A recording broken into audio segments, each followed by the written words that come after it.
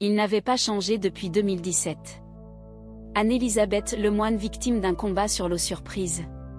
Favoriser la compréhension et garder le public jeune malgré sa volatilité, il sera également nécessaire, en tant que présentateur, que j'adapte mon écriture à ce qui se passe sur le plateau.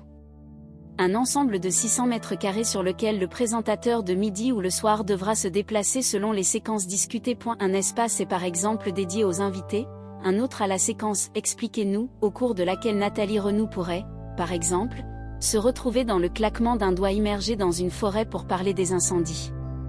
Cela permet de chapitre très clairement le journal. Et c'est plutôt intéressant pour le spectateur qui réalisera dans quelle section journal il était, à quel moment du journal il est, se réjouit journaliste. Surtout, cette nouvelle configuration, espère Stéphane Gendarme, permettra aux éditions M6 de garder un jeune public. Nous avons les plus jeunes télévisions en France, bien accueillis.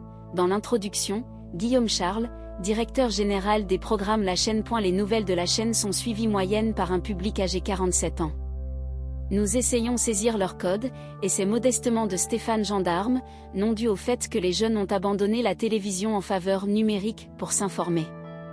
Nfantèche Mintet, nouveau visage de MC News. Fondamentalement, ce nouveau paramètre s'accompagne d'un nouveau projet éditorial. Stéphane Gendarme a présenté Nfantèche Mintet à la presse. Le nouveau Joker de Nathalie Renaud à 12.45. Sa première performance est prévue pendant les vacances de printemps.